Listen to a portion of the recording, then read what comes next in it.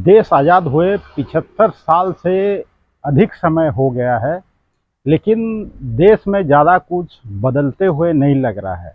आपको मेरे बात में थोड़ा दम नहीं लग रहा होगा। बहुत लोग कंप्लेन कर रहे होंगे मेरे बात सुनकर कि ये क्या बोल रहा है, लेकिन मैं जो देख रहा हूँ मेरे सामने, मैं आपको वही बयान कर रहा हूँ। देखिए, जैसे भारत स्वाधीन हुआ आज 75 साल से ज़्यादा समय हो गया है, जैसे मैं आप लोगों को बोला। लेकिन जैसे कि आप जानते हैं कि हमारा उड़ीसा जो है, और ये जो मैं सुंदरगढ़ है, सुंदरगढ़ और इसके आसपास जो भी आदिवासी ट्राइबल डिस्ट्रिक्ट है, या जो माइनिंग एरिया है, मैं उन वजहों से, जो माइनिंग एरिया के डेवलपमेंट है, उन वजहों से मैं आज़ादी का जो फ़ायदा मिलना चाहिए इन इलाकों को, वो नहीं मिला है। और जो विस्थापित हुए लोगों, जो माइनिंग, जो खनी के द्वारा विस्थापित हुए हैं, उन लोगों को जो सुविधा मिलना चाहिए वो जो नहीं मिला है आज तक। इसीलिए मैं वही बात बोल रहा हूँ कि 75 साल से ज़्यादा समय हो गया है देश आज़ाद हुए, लेकिन फिर भी हमारा देश ऐसे क्यों है, हमारे लोग क्यों ऐसे पीड़ित हो रहे हैं, अपना घर बार हरा के भी उनको क्यों तकलीफ़ हो रहा है, उनको विस्थापित का मान्यता भी नहीं मिल रहा है। अगर मिल भी जाए तो उनका जो हक है वो नहीं मिल रहा है। आज मैं ये क्यों बोल रहा हूँ, कि ऐसा ही हो रहा है। जैसे कि हम सुंदरगढ़ में हैं, और सुंदरगढ़ के नज़दीक आप जानते हैं कि महानदी कोल माइंस का वसुंधरा एरिया है, और अलग अलग माइंस है, कुल्डा हुआ, गर्जन बहाल हुआ। इसीलिए मैं आज के सामने हूँ, आज आपके सामने फिर हाजिर हुआ हूँ।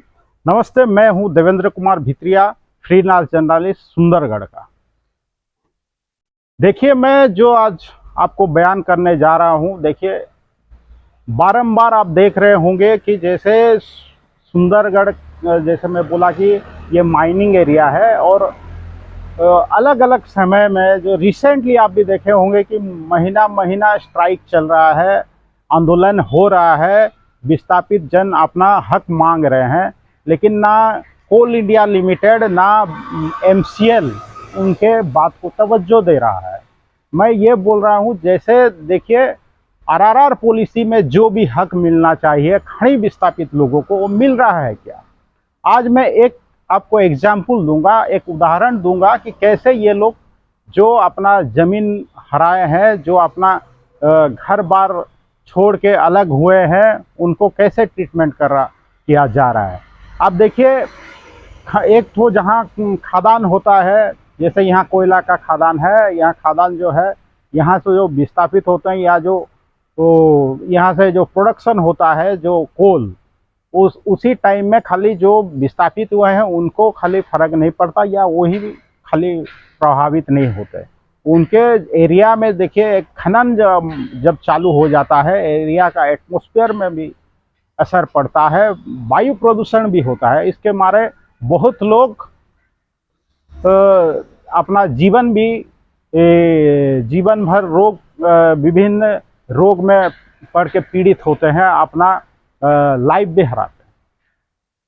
मैं जानता हूं कि हम उड़िया हैं, इसीलिए मेरा हिंदी थोड़ा इधर उधर होगा, लेकिन देखिए मेन बात, मुद्दा यही है कि हिंदी में बोलने का कारण यही है कि एमसीएल के जो उच्च पदाधिकारी हैं वो सब नन उड़िया हैं, तो वो बात को समझे और अपना हक, जो विस्थापित लोगों का हक है, उनको दे।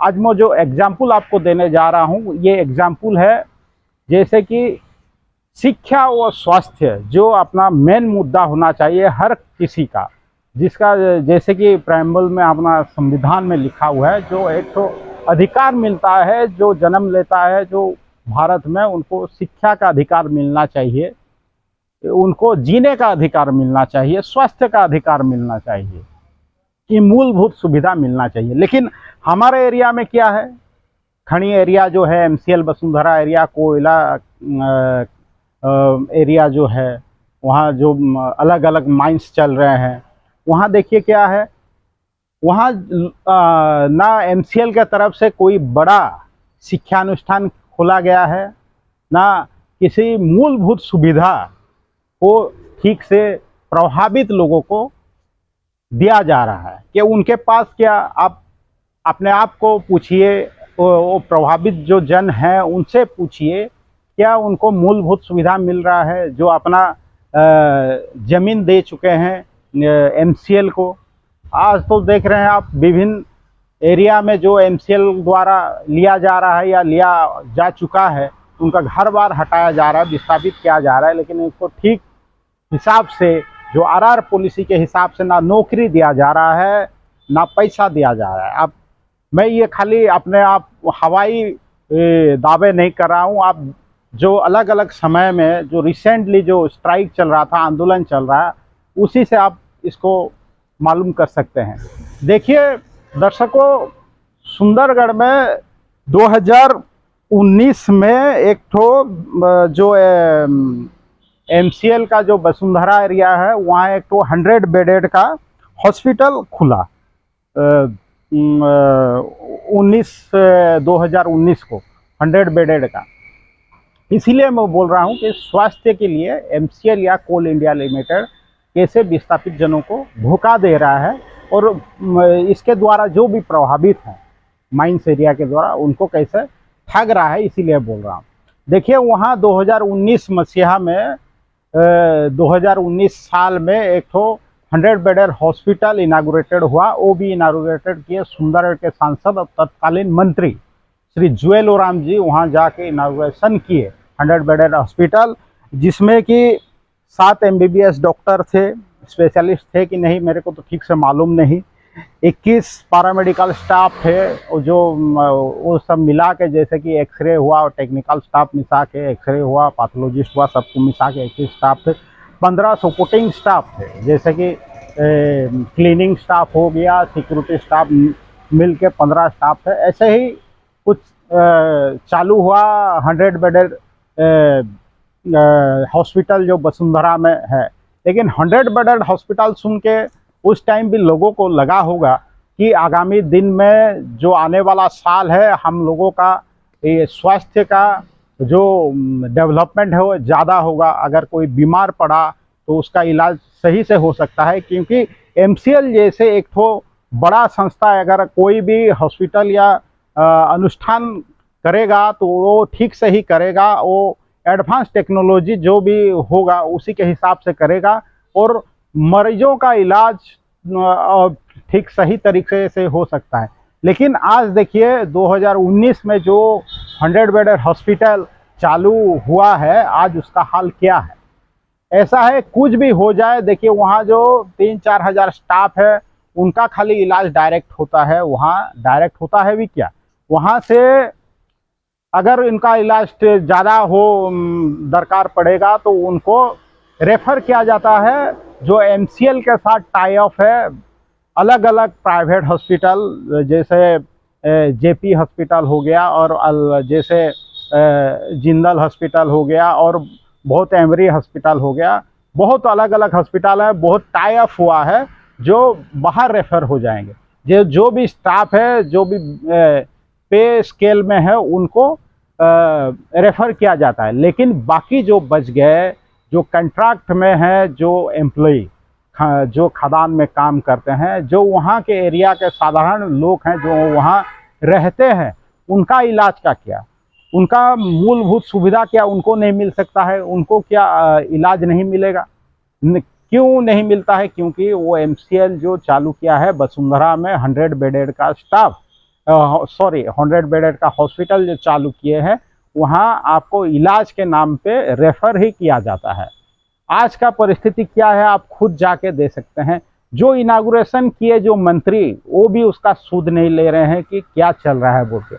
जो खनी एरिया के मजदूर संघ हैं वो भी तवज्जो नहीं दे रहे हैं, जो कि मजदूर के हक की बात है, जो खनी खदान एरिया का जो हक का बात है वो भी नहीं बोल रहे हैं, खामोश हैं सब। का है ये आप उनसे जाके पूछ लीजिए। लेकिन देखिए 100 बेडेड हॉस्पिटल एमसीएल चालू किया है खाली लोगों को दिखाने के लिए। बड़ा बड़ा पोस्टर जो होर्डिंग होता है, उड़ीसा के विभिन्न जिले हो या अब उड़ीसा के कैपिटल भुवनेश्वर में हो, बड़ा बड़ा पोस्टर लगा देता है कि हम ये किए हैं, हम वो किए हैं। आप कोल इंडिया का वेबसाइट जाके चेक कीजिए, फेसबुक प्रोफाइल या सोशल मीडिया वो भी चेक कीजिए, कितना कितना महान कार्य जो वो गिनाएंगे कोल इंडिया और एमसीएल के अधिकारी हम किए हैं। लेकिन वास्तविक आप अगर नीचे जाके देखेंगे, आप फील्ड में जाके देखे हैं, जैसे अब मैं बोल रहा हूँ जैसे कि वसुंधरा हॉस्पिटल, वहाँ का हाल क्या है। वहाँ तो इलाज छोड़ दीजिए, आप जाके पता कीजिए एमसीएल में जो काम करते हैं, जो वहाँ का बेसिक सैलरी पे जो काम करते हैं, जो मजदूर काम करते हैं माइंस में, उनका एक तो चेकअप होता है, ईयरली चेकअप। लेकिन वो ईयरली चेकअप जो फिटनेस होता है वो भी वसुंधरा में नहीं हो रहा है। वसुंधरा हॉस्पिटल जो 100 बेडेड का है, उनको भी अलग हॉस्पिटल जाके, जैसे मान लीजिए बजाज नगर में जाके उनको अपना फिटनेस सर्टिफिकेट डॉक्टर से लेना पड़ रहा है। तो उससे समझ लीजिए कि वो जो एमसीएल का जो आपका हॉस्पिटल है 100 बेडेड का, उसका हाल क्या है, उसका हालत क्या है। मैं यहाँ पूछना चाहता हूँ जो जीएम वसुंधरा हैं वो कर क्या रहे हैं, वो जो सीजीएम बैठे हैं संबलपुर में एमसीएल का, वो कर क्या रहे हैं। मेरा ये सवाल उनसे सीधा है और डायरेक्ट है कि इतना साल हो गया, 19 से आज 24 पहुँचने वाला है, आपका हॉस्पिटल का हाल क्या है। बीच में मैं कहीं पढ़ रहा था दर्शकों कि ये एमसीएल का जो 100 बेडेड हॉस्पिटल है वो प्राइवेट लोगों को, किसी को लीज में दिया जाएगा। लेकिन अगर आप नहीं चला सकते, ठीक है, हम मान लेते हैं एमसीएल का एक्सपर्टीज नहीं है हेल्थ में, तो आप अगर हॉस्पिटल चालू कर रहे हैं उससे पहले क्या आपने नहीं सोचे थे क्या ये हॉस्पिटल कैसे चलाना है? क्या खाली होर्डिंग के लिए आप चालू कर दिए हैं? मैं एक बार मिला था, एक बार तो आपको पता है, जैसे कि मेरे एमसीएल में न्यूज करने गया था, गर्जन बहाल माइंस में मेरे ऊपर हमला हो गया। वहाँ आए थे जीएम सर और मेरे को पूछे क्या असुविधा है, क्या असुविधा है। मैं आज असुविधा तो क्या है, आप तो माइंस ठीक से नहीं संभाल पा रहे हैं। वहाँ जो भी चाहता है अपना हिसाब से गाड़ी लोड कर रहा है, अपने हिसाब से गाड़ी खाली कर रहा है, उसमें तो आपका कंट्रोल नहीं है। मैं तो आँख में देखा, वो अलग बात है, आज डिस्कशन नहीं करेंगे। लेकिन जीएम सर से मैं आज ये पूछना चाहता हूँ, एमसीएल जो वसुंधरा एरिया का जीएम है, जो अपना दावा ठोकते हैं कि हम ये कर रहे हैं वो कर रहे हैं, कृपया इसका जवाब देंगे जो 2019 से चालू हुआ है वसुंधरा हॉस्पिटल, उसका हाल क्या है। और उसी के साथ में जो हमारे एरिया का जो एमएलए है, जो एमपी है, उनको भी सवाल कर रहा हूँ। एमपी तो वही हैं जो मंत्री थे उस टाइम, इनागुरेट किए थे हॉस्पिटल को, लेकिन हॉस्पिटल आप इनागुरेट कर दिए, आज उसका हाल क्या है, यहाँ इलाज हो रहा है कि नहीं हो रहा है, वो कौन देखेगा। और काहे खामोश हैं आप? अगर यहाँ अगर इलाज नहीं हो रहा है, देखिए एमसीएल चाहता तो वहाँ कितना आधुनिक चिकित्सा मिल सकता था लोगों को, मरीजों को। लेकिन एमसीएल हो या कोल इंडिया, वहाँ के लोगों के लिए, यहाँ खनि विस्थापित हो या खनि के द्वारा जो माइंस के द्वारा प्रभावित है, उनके चिंता नहीं कर रहा है। उनके लिए किसी को रोना नहीं आ रहा है, उनका इलाज हो या ना हो। वो तो छोड़िए, जो नौकरी कर रहे हैं उनका भी इलाज सही से नहीं हो रहा है, रेफर हो रहे हैं बाहर। देखिए आप, कोल इंडिया का पैसा भी तो इंडिया का पैसा है, आप उसी से हॉस्पिटल कर दिए। लेकिन उस हॉस्पिटल जो इतना खर्चा हुआ, करोड़ रुपया खर्चा करके आप हॉस्पिटल बनाए, उस हॉस्पिटल का हाल क्या है। तो इंफ्रास्ट्रक्चर खाली रेडी कर देने से क्या होगा, बिल्डिंग खाली रेडी कर देने से क्या होगा। यहाँ अगर इलाज नहीं हो तो पैसा तो पानी में बह गया, अगर वहाँ इलाज नहीं होगा। आप कैसे चलाएंगे, आपका ऊपर है। जीएम इस बात का अगर सुन रहे हैं तो जवाब दीजिए। मैं निश्चित ये वीडियो को जीएम सर को टैग करूंगा, सीजीएम सर को भी भेजने को कोशिश करूंगा, या सोशल मीडिया के माध्यम से ट्वीट करूंगा, इस वीडियो को देखें। और एमसीएल में जो वसुंधरा एरिया में जो 100 बेडेड हॉस्पिटल आप चालू किए हैं, अगर मैं उसके बारे में झूठ बोल रहा हूँ तो आप कमेंट में लीजिए या मेरे ऊपर एक्शन लीजिए। अगर मैं सही बात बोल रहा हूँ तो अपने ऊपर इंक्वायरी बैठाइए, विजिलेंस इंक्वायरी भी कीजिए कि आज तक वो हॉस्पिटल काहे चालू नहीं हुआ है। आप क्या सुंदरगढ़ के लोगों को ऐसे ही मूर्ख बनाते रहेंगे और होर्डिंग लगा के बोलेंगे कि हम ये कर रहे हैं वो कर रहे हैं। आप वो रोड, वो जो बेसिक सुविधा है पानी का, इलेक्ट्रिक का, उसको तो छोड़ दीजिए। आप एमसीएल विस्थापित जो नियरर गांव में रह रहे हैं उनका गांव में जाके देखिए, वहाँ मूलभूत सुविधा तक नहीं है, रोड तक नहीं है, पानी तक नहीं है, जो कि एमसीएल द्वारा दिया हुआ है। लेकिन फिर भी एमसीएल दावा ठोक रहा है कि हम आरआर पॉलिसी में लोगों को बहुत कुछ दे रहे हैं। देखिए हॉस्पिटल का हाल कैसा है। मैं तो जो सुंदरगढ़ के जो बुद्धिजीवी हैं उनको भी सवाल कर रहा हूँ, जो विभिन्न जन प्रतिनिधि हैं या जो मीडिया के प्रतिनिधि हैं, उनसे भी सवाल कर रहा हूँ कि काहे आप लोग इतना देर चुप है।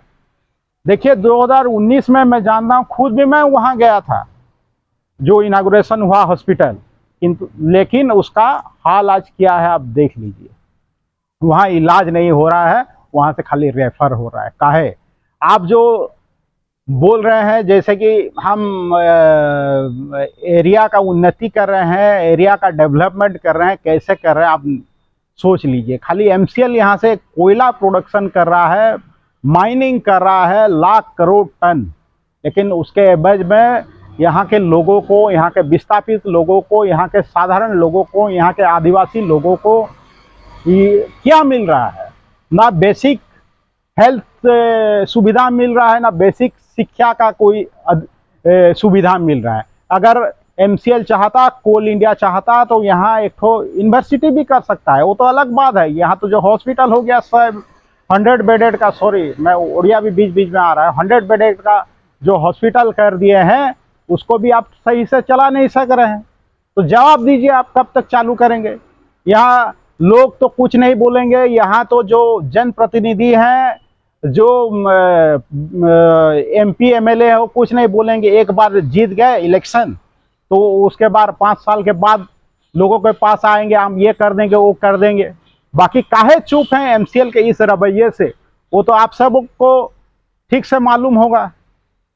क्योंकि अपना काम बनता तो जनता जैसे भी रहे, हमारा क्या है ये आपके जनप्रतिनिधि बोल रहे हैं। दर्शकों, ये मेरा बात आप समझ के रखिए, क्योंकि कुछ महीनों के बाद फिर जनरल इलेक्शन आ रहा है। जब वो प्रतिनिधि आपके पास आएंगे वोट मांगने, तो आप इसका जवाब निश्चित रूप से मांगिएगा कि एमसीएल जो हॉस्पिटल है 100 बेडेड का वसुंधरा में, उसका हाल क्या है, और कब तक सही होगा, यहाँ कब तक लेटेस्ट जो आधुनिक चिकित्सा है साधारण लोगों के साथ साथ एमसीएल के जो पदाधिकारी है या जो एम्प्लॉई है, जो मजदूर है, उनको कब तक मिलेगा सही इलाज और उन्नत मान का इलाज। आज मैं इसी के साथ अपना वक्तव्य, जो अपना न्यूज है, यहाँ समाप्त कर रहा हूँ। लेकिन जाने से पहले मैं आपको ये सवाल छोड़ के जा रहा हूँ, और जीएम साहब को भी और सीजीएम साहब को भी, कि ये एमसीएल का जो वसुंधरा का हॉस्पिटल होगा ये कब तक सही ढंग से रनिंग होगा। और मैं रिक्वेस्ट करना चाहता हूँ दर्शकों को कि आप मेरे ये वीडियो को बहुत मात्रा में शेयर कीजिए, और मेरा चैनल जो है देवेंद्र कुमार भित्रिया ऑफिशियल, उसको सब्सक्राइब कीजिए, तो जाकर कुछ असर पड़ सकता है। क्योंकि आप जो मेन स्ट्रीम के मीडिया देखेंगे वहाँ का खबर ना छपेगा इसके बारे में, ना टीवी जो चैनल है उसमें दिखाया जाएगा। इसीलिए ये वीडियो को आपका ड्यूटी है, इसको शेयर कीजिए और मेरा चैनल को सब्सक्राइब कीजिए। आगे ऐसा बहुत जो आपका हक का बात है मैं लेके आऊँगा, हिंदी हो या उड़िया या हमारा लोकल लैंग्वेज सुंदरगढ़ी में। आप देखते रहिए और मेरे साथ जुड़े रहिए। आज मैं इतना बोल के यहाँ रुक रहा हूँ। देवेंद्र कुमार भित्रिया, सुंदरगढ़ से।